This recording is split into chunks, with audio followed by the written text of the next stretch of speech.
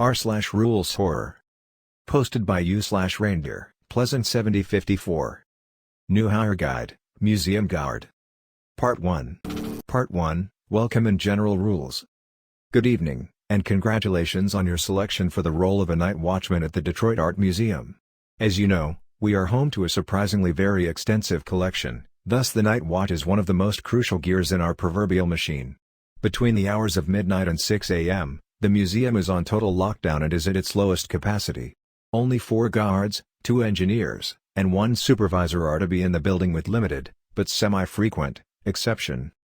By this stage in the process, you should have already been made aware that this is considered a high-risk position by the state evaluator, hence the desirable hourly rate and exceptional benefits.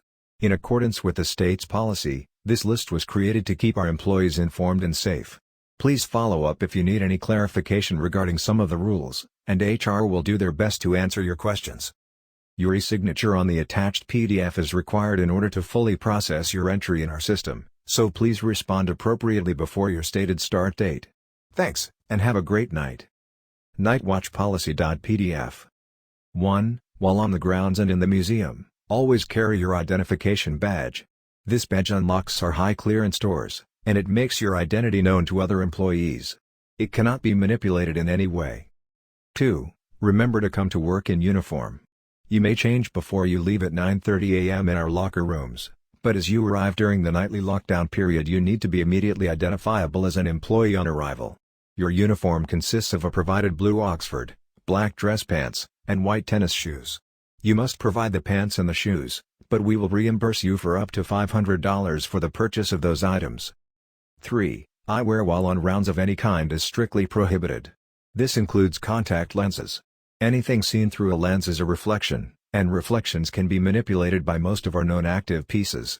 If you routinely wear any, please remove it in your vehicle after parking in the garage. 4. All display glass/metal and functional mirrors have been treated, and display reliable reflections. All art mirrors in the collection are silver-backed, and thus display accurate reflections. All non-silver art metal, all art glass, and all art polished surfaces do not display reliable reflections. 5. Our security system is quite advanced.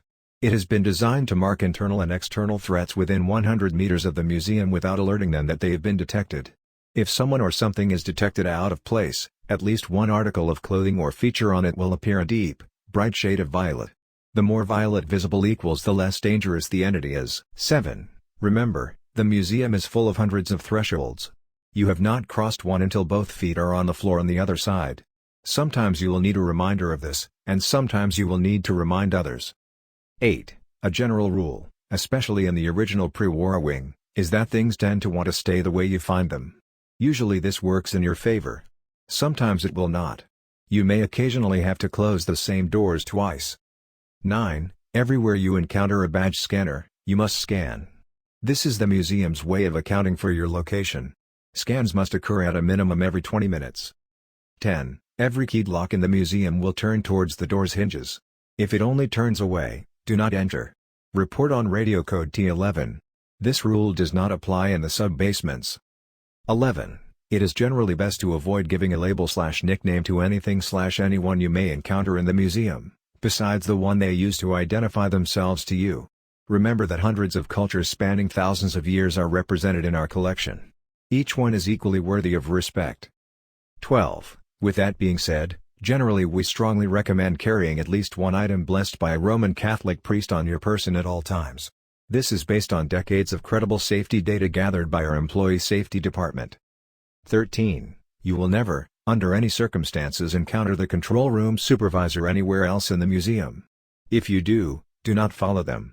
Radio and TO2. 14. Finally, and most importantly, candles of any kind are strictly prohibited within all parts of the museum. This includes the office wing, and extends to any and every sort of candle. Bringing a candle onto the premises is grounds for immediate termination. In the extremely unlikely event you encounter a lit candle anywhere in the museum, do not interact or attempt to extinguish. Refer immediately to the general response procedure stated in Rule Number 6. Posted by u/reindeer, Pleasant 7054. New Hire Guide, Museum Guard, 2. Good morning, and welcome to your first training unit, the original building. At the center of our museum stands its crown jewel, the original, 1917-built Detroit Museum of Art.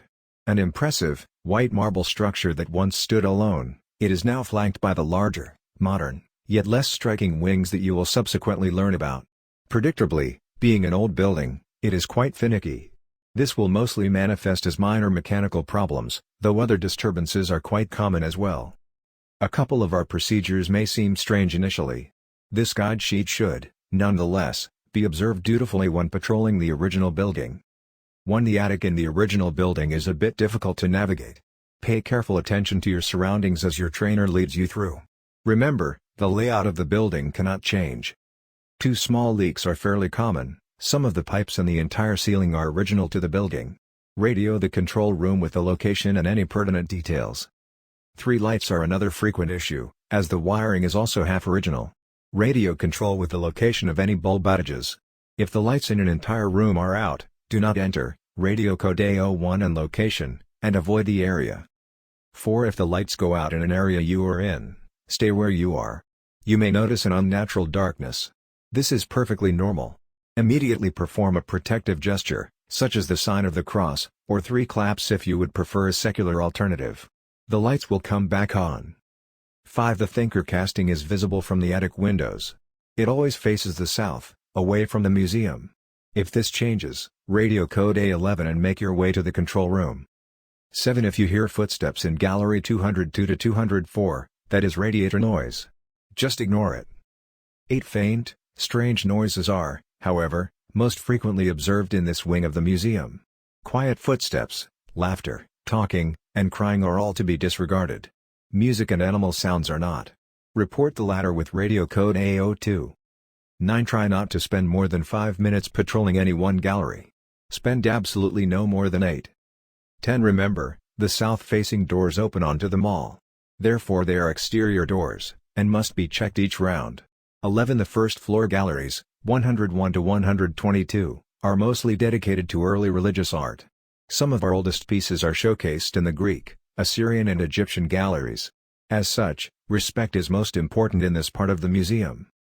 12. In the early Islamic art galleries, 102 to 104, you may notice that human faces in paintings are covered by a wide curtain. This is normal. If you notice this in other galleries as well, that is not. Radio code A03. 13. The Apollo casting in gallery 101 cannot move unless you explicitly, verbally permit it to, and only within the first floor of the original building. However, you can only ask it to stop. It has a choice. If you ask it to stop and the room's temperature noticeably drops, it has refused. Radio an urgent A99 and immediately go to gallery 117. 14. You may have noticed that the walls in the relic gallery, 117, are a deep, bright violet. We are unable to determine whether that response is caused by something internal or external to the room. However, it is historically the safest room in the museum and serves as an unofficial panic room for night staff. 15. The second-floor galleries are dedicated to the Renaissance period in Europe, 202 to 215, and early art in America, 217 to 224. There are no photographs on display on this floor. 16. In the German Renaissance Gallery, 204, large, dark stains have been known to appear on the walls and floor. Ignore them, and continue as though you do not notice. 17. Many paintings in the Great Awakening Gallery, 224, feature deer. None of them should ever be directly facing the viewer. If you notice one, that is, radio code A04. 18. When checking the alarm panels in the original building, the screens are often unreliable and may display incorrect or even nonsensical codes. Rely on the lights: green equals ready, white equals fault, red equals an alarm. Never reset a panel without permission. 19. On very rare occasion, while patrolling the original building, you may hear someone calling your name. Never respond, no matter how loud or how urgent. Act as though you do not hear it. 20. The following rule describes events that have only occurred once. This scenario is highly unlikely to occur again. Recently, in Gallery 209, a former employee suffered a serious case of Klage's delusion, meaning he saw 2 identical physical copies of himself walking before him side by side, and was unable to perceive his own physical form. He reported feeling as though he was one person in 3 manifestations. If you experience these symptoms, refer immediately to the procedure outlined in Rule 6.